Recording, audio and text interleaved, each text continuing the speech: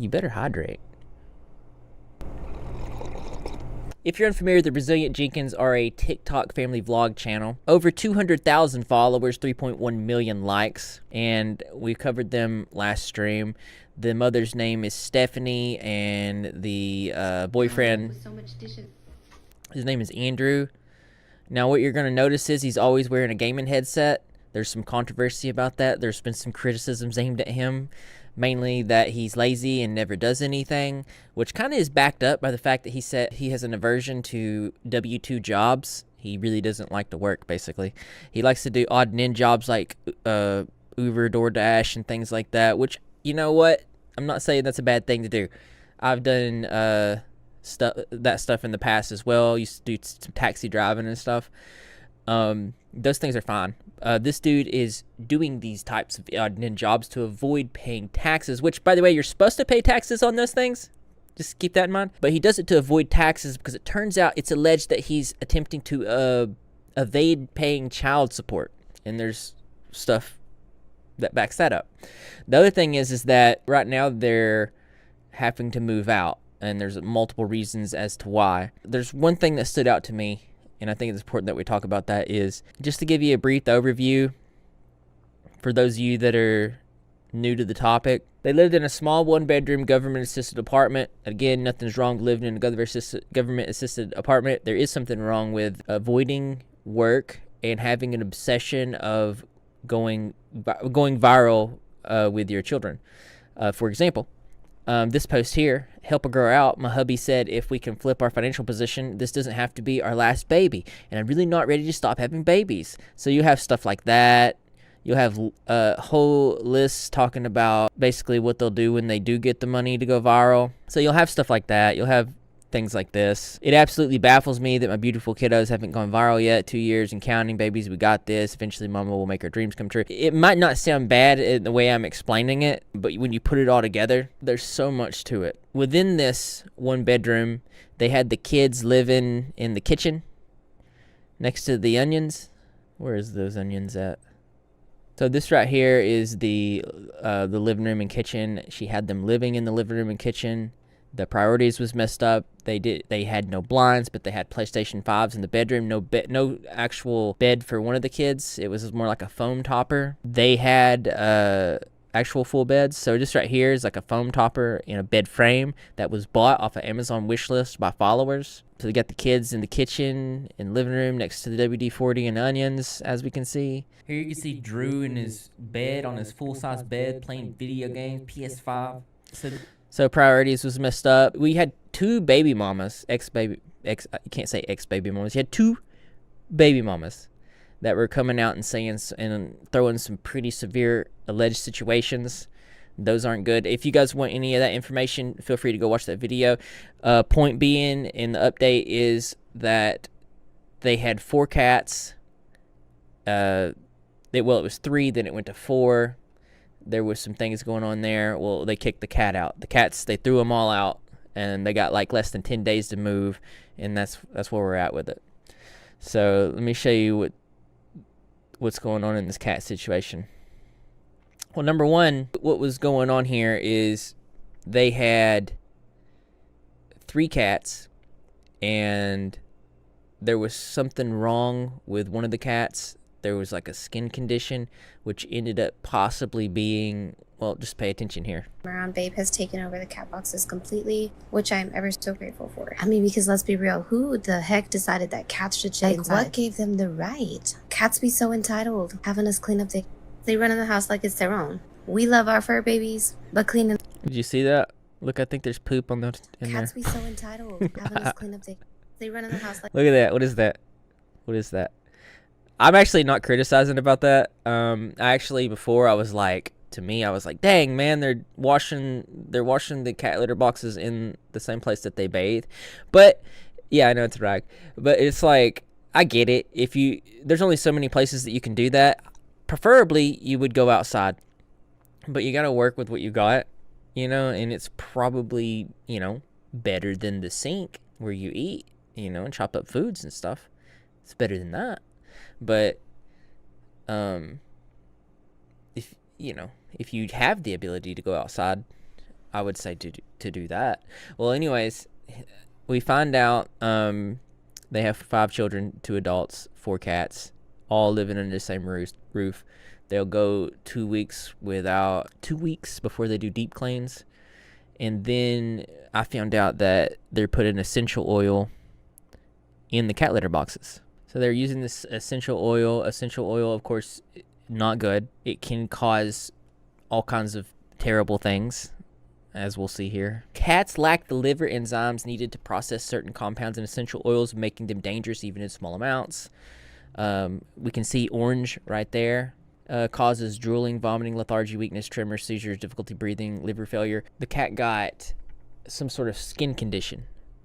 Could be from pollen, the essential oil. And then we find out, after all this situation was going on the internet, that they are, I believe they're being evicted. I believe it's what it is. Either way, they have about less than 10 days at this point to get out of there. And at this point, she decides to throw the cats out. Let's look at that. After debating for some time, we decided we will not have indoor cats when we move. Prior to me and Drew getting together, I had 1 cat and he had 1 cat.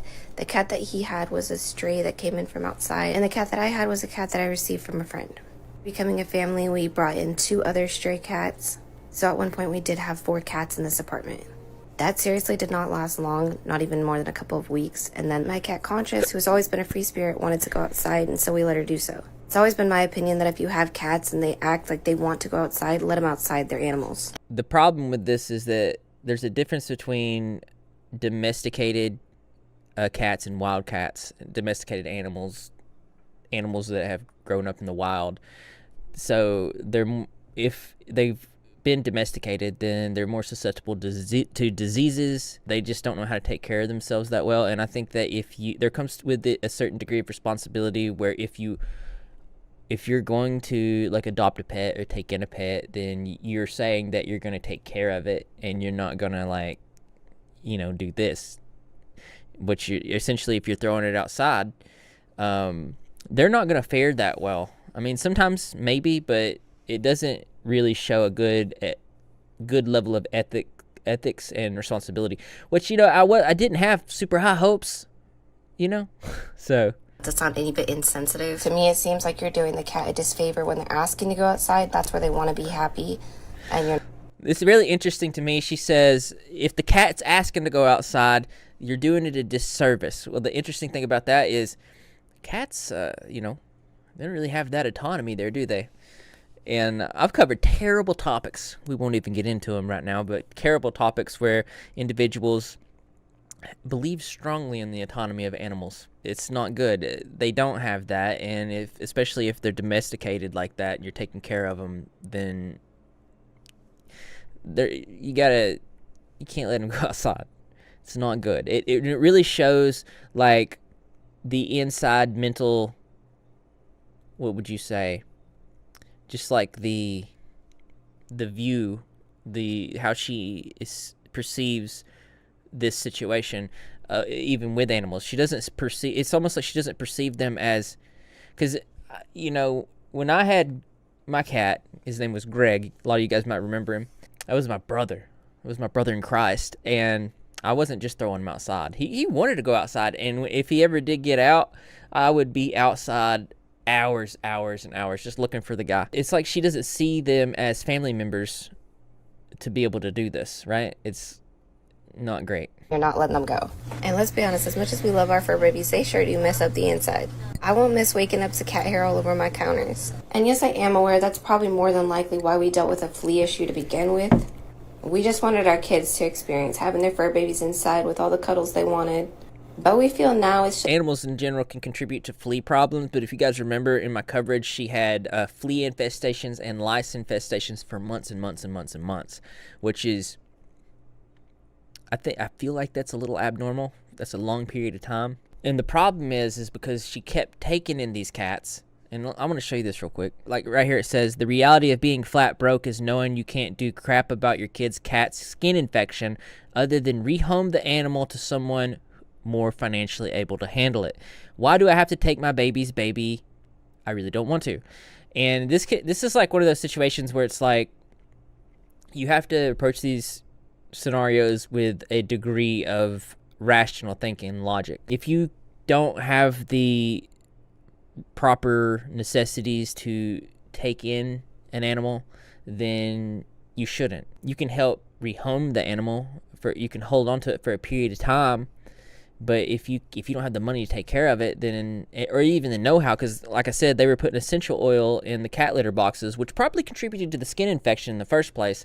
And then she's now posting about the cat and its rash and having to rehome it, which she never did rehome it. And in fact, this is at the point where she got another cat. So irresponsibility brings in more animals, and then unable to take care of one of them, she ends up getting another one. It doesn't make any sense. So I want to show you guys. This is crazy. This is from my second channel video. Can't do crap about your kid's cat's skin infection other than rehome the animal to someone more financially able to handle it.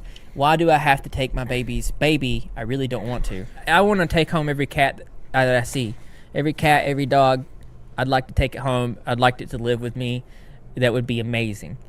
But you have to approach it logically. If you don't have the money, if you don't have the means, you don't have the room, you're not helping the animal. You are hurting that animal and yourself. Don't worry, she didn't get rid of that cat. In fact, she got another one. Says, do we need another cat? Heck no, but God knew we did. She fits right in here. So, didn't get rid of the cat, ended up getting another one. And so you have this small little space that probably smells terrible. And in addition to that, she's smoking in this house and smoking while pregnant too as well, which I hear is not a safe thing to. Yeah, she was doing that. So that kind of gets you the kind of like the ethical situation that she's dealing with. So on top of all this, she collects all these cats, brings them into a situation where they can't be taken care of properly, contributing to flea infestations and lice infestations. Well, I don't know if the animals actually contribute to the lice infestation. We'll just say it was not a good situation. It was a very small space, and you can imagine the smell. And then we talked about how that she was also smoking marijuana on the inside too, while pregnant. It's not a good situation. It doesn't sound great. So now she's throwing them out. She's kicking them out. And all of our family members to have them just be outdoor kitties. That does not mean we just stick them outside and not take care of them. Our cats still get plenty of cuddles and they get fed every day. But this way, they get to be the free spirits they like to be outside, and we can go about preventing some of the damages that cats bring to a home, as well as all the cat hair. But we always still love our fur babies. It's like she's advocating for the damage that indoor cats bring, completely clueless of the irresponsibility of her own actions and choices.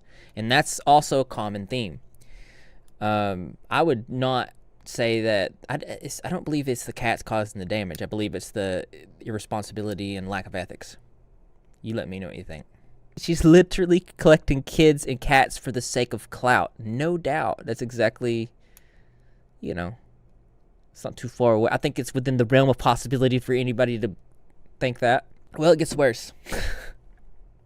It gets worse. She started posting some pretty aggressive things. So this was posted about 3 days ago. It says, really, y'all need to settle with opinions. It's fine to have an opinion, but making it personal over someone you've never met is kind of goofy. That's kind of like the general sentiment that individuals that put themselves in these situations have. They refuse to reflect on themselves and their own actions, and instead they like to point at the viewers for the criticisms that they get.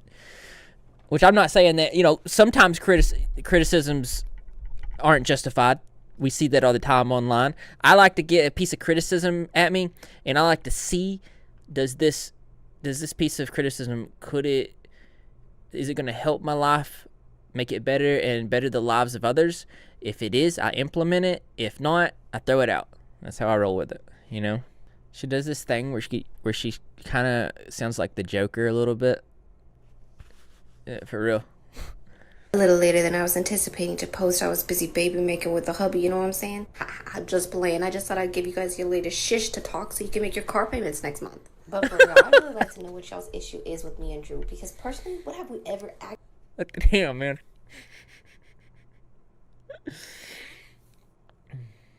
All right, let's try again. Just thought I'd give you guys your latest shish to talk so you can make your car payments next month. But for real, I'd really like to know what y'all's issue is with me and Drew, because personally, what have we ever actually done to either of you? That's right, absolutely not shit. And if you want to go and be like, yeah, well, the baby mama's okay, but they didn't have no issue with us until we went viral. If that doesn't speak levels as to what their intention was, I don't know. I'm not going to keep explaining that. It's the fact that nobody thought to question that themselves. Like, really, did you go?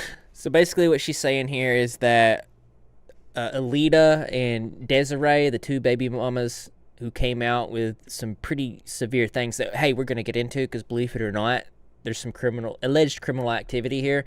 Alleged ABUSE, child ABUSE, not good stuff. The baby mamas come out, they said their concerns. She's alleging that they are doing this because of clout, because why didn't they come out before, which is actually illogical, and I'll tell you why. How could they have come out before when they didn't know any of this stuff was happening? A lot of us, I mean, the whole attention that this channel is getting now is because they are documenting this stuff in real time and posting it, like you know, these TikTok family vloggers do.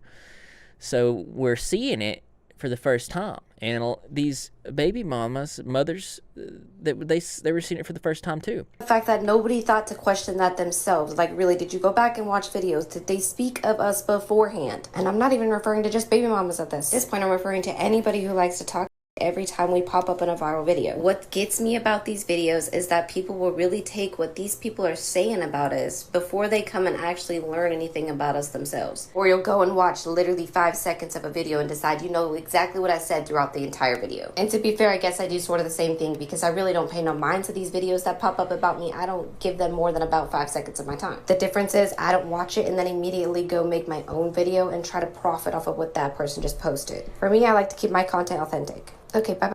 Oh yeah, that's that projection type of comment. She says, I don't like making videos on other people and then using other people for clicks and views, but then doesn't have any awareness that that's the same thing she's doing with her children. She is using her children for clicks and views. She's using her family in attempts to go viral. It's very transparent. Oh, it's about to get crazy. It's about to go 0 to 100. So she started posting some of those types of things. Let's go to the comments section real quick. Somebody quoting her saying, to make your car payments next month. Stephanie, that's a lot for someone who just got evicted for non-payment of rent. Living in government-assisted apartment, evicted for non-payment of rent. It's going to be tough to find another one. Again, that's anecdotal. I don't know if that's completely true. I don't know the reason that they're being evicted.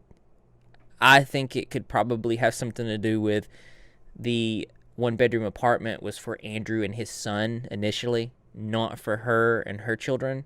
And so that could have something to do with it. It does seem like at some level a little bit of fraud. Oh, here's one quoting, what's y'all's issue with me and Drew? I don't know. Maybe the child neglect and animal abuse. Left cats outside, getting evicted with 4 kids, being dirty. There's 5 children, actually. Does somebody correct that? 5. Yeah. Thought that would happen. Apparently, the baby mamas have come out in response, saying some things. She did come out with a response video. We could probably go look at it real quick. We could probably check it out. I keep quiet most of the time, but honestly, it makes my stomach turn when I see every attempt that's been made. These past few months has been more about her making a video and making a name for herself off the drama. If the attempts were genuine, they would have happened years ago. Goofy thing is, if Drew was to do the same with first baby mama and push for custody, y'all would be quick to bring up his years of absence. Oh, I know what this is in response to. I know it. This is in response to some pretty serious stuff that we're about to go over. Case information, Desiree Creer is actually one of the baby mamas versus Andrew Jenkins, which obviously is the father in the Resilient Jenkins. And we have a case number. It is a MUL domestic relations petition for custody support and visitation. This is not good, all right? DHS called me yesterday to let me know his dad's girlfriend gave him a black eye. I have a picture to prove it. From Child Welfare Services. See attached Exhibit 1. So DHS is their version of, or Oregon's version of CPS. Let me verify that. So it's DHS child welfare. So it's Oregon's version of CPS. And essentially what we have going on here is something that's been alleged that Stephanie punched, I don't want to say punched, but it's alleged that Stephanie gave a 6.5-year-old a black eye. And there's all sorts of contributing anecdotal evidence that puts this within the realm of possibility. Not to mention, this is this was the organization that contacted the school and then the mother. Good old Chaz Kirschman. What's up, brother? DHS called me yesterday, so CPS called. Not good. So this is really interesting here. This is actually the petition here. It says the Circuit Court of State of Oregon for the county of whatever that says. And it says that the children are not in immediate danger at this time. The request for temporary custody is denied. So Desiree attempted to get custody based off of this Child Protective Services reaching out saying, hey, this woman gave your kid a black eye. And then when she's like, well, let me get temporary custody, she was denied off that, which is absolutely, it doesn't make any sense at all. Never heard anything like that. Said the kid was in no danger at this time, but has a black eye. And that's not even counting the other stuff that we've seen, the bite marks, the bruises, which we'll get into. And this other piece right here says, respondents should not be granted parenting time because this would endanger the health or safety of the children. State supporting facts. Blank, and I guess this is the name of the child, has a black eye from his spouse. She has anger issues. I have photo to prove it. And then on top of that, she goes and says, well, I want to move further away. That she believes that it would be safer for her and her child if they moved further away from Andrew and Stephanie, which, given these alleged things here with this type of supporting evidence, it is not too far out of the realm of, it probably would be safer. Relocation. Says, I should be allowed to move more than 60 miles further distant from the respondent without advance written notice because good cause exists. Explain. He got a black eye. Girlfriend has anger issues. Taking out on my son. Really can't get more straightforward than that, right? So she's saying it feels safer for her to move. And on this one, I should not be required to provide contact information to respondent or to contact respondent in case of emergency circumstances or substantial changes in the health of the children, because I feel like he's going to be safer in my care without his dad knowing my information. And just to show you guys, there was a whole host of things. Like, this is pretty concerning here. You can see this is the kid. This is, if you see the date, this date is around the time that this situation happened. There's bruises on his legs. We have other supporting pieces of evidence. So this is another one around the same day. It says, when teachers come at me with the your kids are so well behaved, when I know dang well how they are at home, laughing face emoji. And this is kind of like her MO type stuff. This is like her type of behavior. I don't want to say MO, but this is kind of like the thing that she does. She is notorious for posting things and forgetting that she posts them and then getting caught. Like, she said that she didn't smoke marijuana, but then has videos of paraphernalia in the background and her actually saying that she does actually smoke that while she's pregnant. So it's essentially like she's telling on herself. In this specific one here, she's saying, I know how they are at home. And this could be a reach. It could be. But there are other things that make me feel like probably not. Let me pull those out. There's a couple of YouTubers here that posted some good content on this. Radiant Brit and Cursed Eye, of course. I've mentioned Cursed Eye before. We're going to go over a couple things here that I feel like is really important that kind of contributes in. Around this time, the things that she was posting, well, they wasn't good. Like this one where she was talking about being an alpha female. So this is something that she posted around the time of this CPS reaching out to Desiree. Anyone explains to a woman like what an alpha female looks like. And I feel like that comes from a sense of like maybe jealousy, or just the fact that alpha females kind of don't, the energy just kind of like is there, you know? And I guess I'm just now realizing that I am an alpha female. And I took that as a negative thing because I don't want to be like, oh, you know, this energy. But then I come to find that I can walk in a room with lots of other women and they're intimidated by my energy. And it's not something I do intentionally ever. I'm fully 100% supportive of women and what they do and what they go through. But if your energy is foul, your energy is negative, you don't like me. And that's 100% true. It's always happened, always been the case. If you're a negative, hateful, jealous person, you don't tend to like me.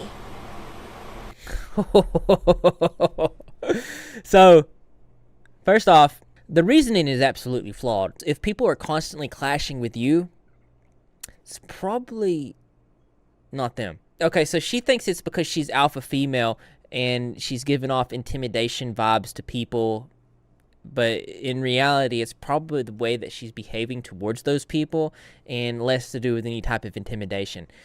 If everybody's reacting to you adversely, and it's worth considering that the problem might be you. I think that's the most constructive thing, is like if it keeps on happening and everybody's looking at you like, oh my God, you shouldn't look at them and go, it's because you're intimidated by my alpha femaleness. That's why. I mean, it could be an issue with you that you need to work on. No, just saying it's worth considering. That's all I'm saying. There's another part too, where she talks about, and she's talked about this several times, I talked about it even in my last video, she talks about gentle parenting, or the lack thereof. And you're finna hate me for this one, but this is my 5th child, okay?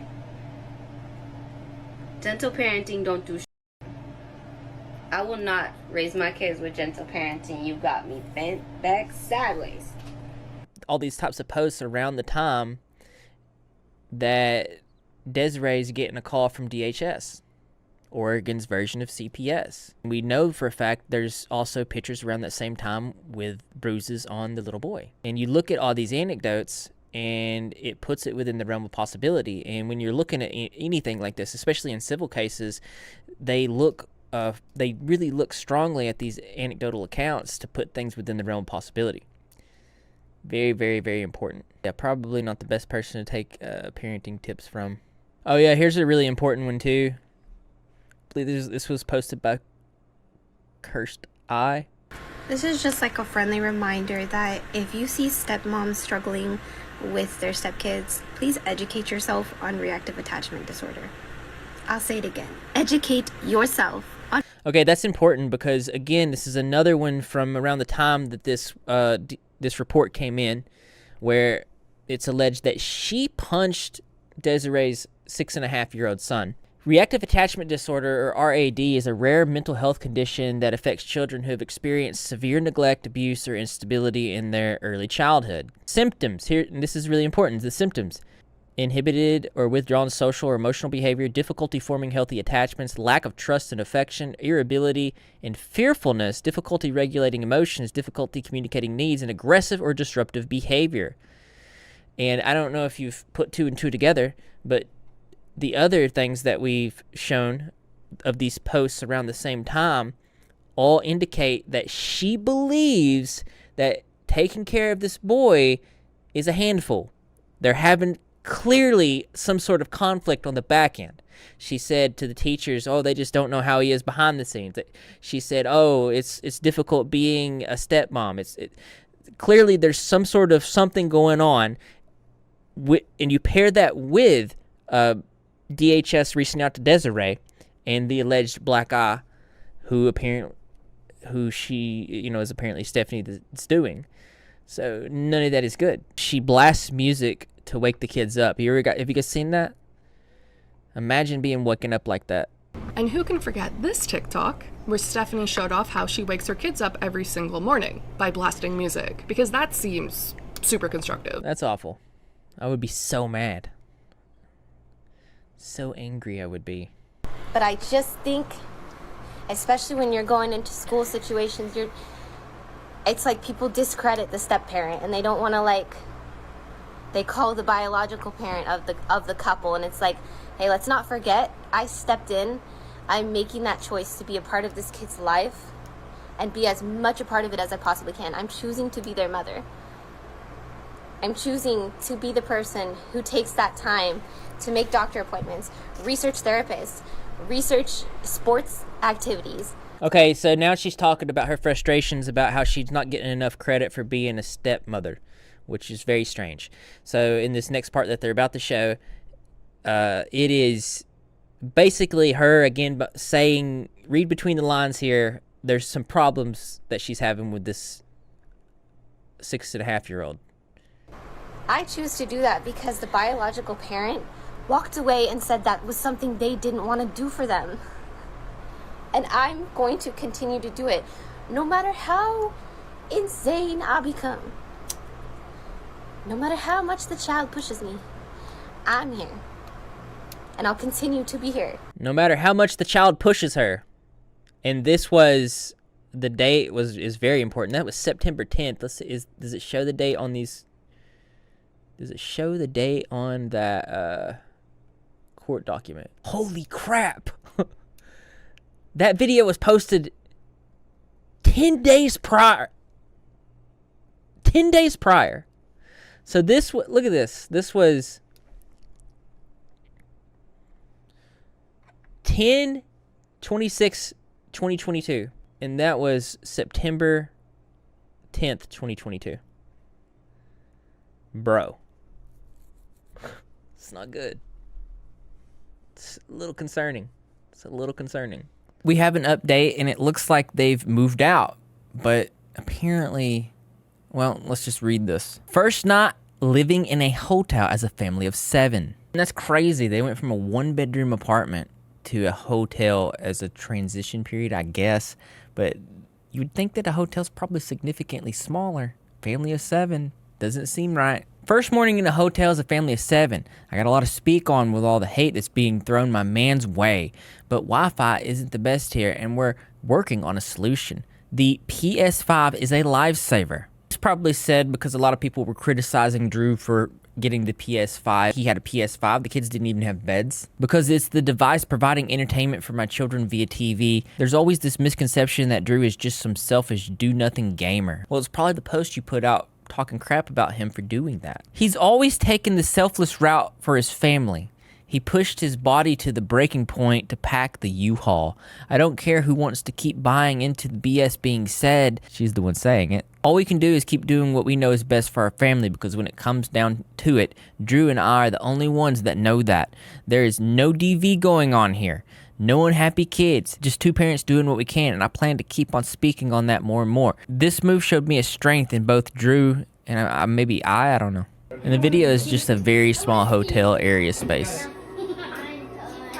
I don't know how they're all fitting in there. And I think it's also good to point out, if they're at a hotel, they probably did not bring their cats, because you can't just have a bunch of cats outside of a hotel.